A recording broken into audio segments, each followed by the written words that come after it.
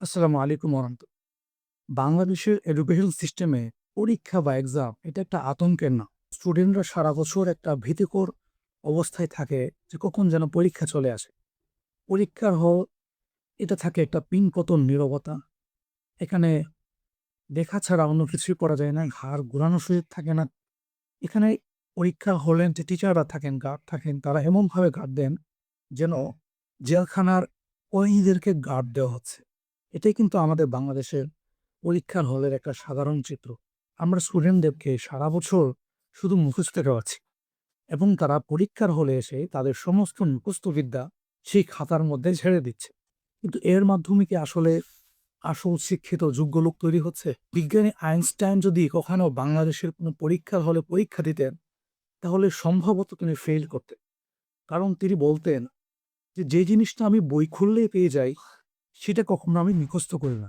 আসলে মানুষের ব্রেইন কখনো কোনো দিন, তারিখ, সাল, তথ্য, উপাত্ত এটা মুখস্থ করার জন্য না।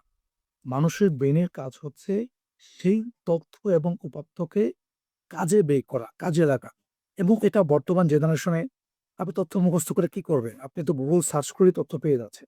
আপনার দিন, তারিখ, সাল মুখস্থ করার তো তেমন কোনো প্রয়োজন নেই। আমরা যখন রিসার্চ করি যে বর্তমান বিশ্বের নাম্বার 1 র‍্যাংকিং এটি দেশের এডুকেশন সিস্টেম। সেই দেশে ৭ বছর আগে কখনো স্কুলের বাচ্চাকে কোনো বই দেওয়া হয়। সেই দেশে ফিনল্যান্ডে ১৬ বছরের আগে স্কুলে কোনো পরীক্ষার সিস্টেমই নেই। তারা কিন্তু বর্তমান বিশ্বের টপ ক্লাস এডুকেটেড। বাস্তবিক জীবনে যখন আমরা দেখি একজন ডাক্তার সে যখন আ ডাক্তারি করছে, তখন কি এরকম কোনো রুলস থাকে যে সে বই দেখতে পারবে না? বা একজন ইঞ্জিনিয়ার সে যখন আ ড্রয়িং করছে তখন কি এমন কোনো রুলস থাকে যে সে ইন্টারনেট ইউজ করতে পারবে না? পরীক্ষার হলটা এমন হওয়া চাই যে স্টুডেন্ট সে তার সমস্ত রিসোর্সেস, তার বই, তার মোবাইল ফোন সবকিছু ইউজ করতে পারবে।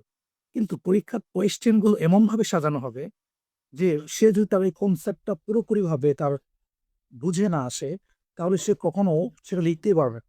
বর্তমান আমাদের এডুকেশন সিস্টেমে মুখস্থ বিদ্যার চাইতে বেশি তাদেরকে শেখানো উচিত। তাদের প্রবলেম সলভিং স্কিলস, তাদের leadership skill, communication skill, public speaking skill এবং ডিবেটিং স্কিল, ক্রিটিক্যাল থিংকিং এর স্কিল বর্তমানে বেশি, বেশি শেখানো উচিত। স্টুডেন্টদেরকে এখন থেকে তৈরি করতে হবে যে ২০৪০ সালে নাস্তিকতা সে কিভাবে মোকাবেলা করবে। ২০৫০ সালে সে আর্টিফিশিয়াল ইন্টেলিজেন্স কিভাবে মোকাবেলা করবে। এমন একটা শিক্ষা কারিকুলাম আমাদেরকে তৈরি করা উচিত, যেখানে একই সাথে একটা স্টুডেন্ট সে হাফেজ হচ্ছে, সে বিদগ্ধ আলেম হচ্ছে এবং একই সাথে সে নাসার সায়েন্টিস্ট হচ্ছে। একই সাথে সে অনেক বড় রাজনীতিবিদ হচ্ছে। একই সাথে সে অনেক বড় ডাক্তার তৈরি হচ্ছে।